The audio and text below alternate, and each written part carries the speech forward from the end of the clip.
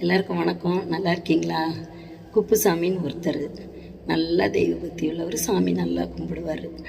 அவரை ரொம்ப சாமி கும்பிட்றத பார்த்து கடவுளுக்கே ரொம்ப சந்தோஷமாகி அன்றைக்கி ராத்திரி கனவுல வந்து, அப்பா குப்புசாமி, நீ ரொம்ப என்னை வந்து கும்பிடுற, அதனால் ஒரு ஏதோ வரம் கேளு, நான் உனக்கு தரேன் அப்படின்னோடனே குப்புசாமிக்கு ரொம்ப ஆசை. அதனால் வந்து அவர் என்ன பண்ணாருன்னா, எனக்கு வந்து சாவே வரக்கூடாது சாமி, எனக்கு அந்த வரத்தை கொடுங்க அப்படின்னு சொல்லி கேட்டோன்னே சாமியை, சரிப்பா உனக்கு சாவே வராது, நீ நல்லா சந்தோஷமா இரு அப்படின்னு சொல்லிட்டாரு.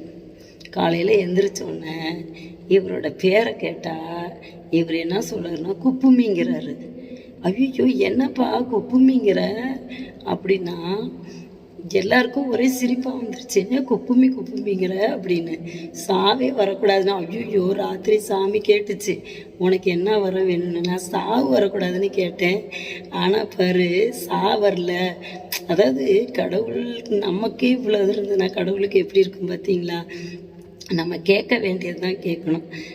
நம்ம வந்து அளவுக்கு அதிகமாகவோ இல்லை நமக்கு தகுதிக்கு அப்பாற்பட்டோ எதுவும் கேட்கக்கூடாது. அதனால் நம்ம வாழ்க்கையில் முன்னேறணுன்னா கடவுள் வரம் கேட்டாலும் அதில் கொஞ்சம் நம்ம அதாவது நம்ம முன்னேறத்துக்கான ஒரு வழிகளை கேட்கலாமே தவிர, எனக்கு சாவே வரக்கூடாதுன்னு கேட்டால் கடவுள் பார்த்தீங்களா, குப்புசாமிக்கே இவ்வளோ இருந்தால் நான் குப்புசாமியை படைத்த கடவுளுக்கு எப்படி இருக்கும்? சாவே வரணும் குப்புமின்னுக்கிட்டே அதுக்கப்புறம் அலைஞ்சாராம். அது மாதிரி நம்ம வாழ்க்கையில் முன்னேறணுன்னா கொஞ்சம் யோசித்து நல்ல ஒரு தகுதியான ஒரு ஒரு உதவியை யாராவது செய்கிறேன்னாலும் அந்த உதவியை நல்ல உதவியாக கேட்டு வாழ்க்கையில் முன்னேற என்னுடைய வாழ்த்துக்கள். நன்றி, வணக்கம்.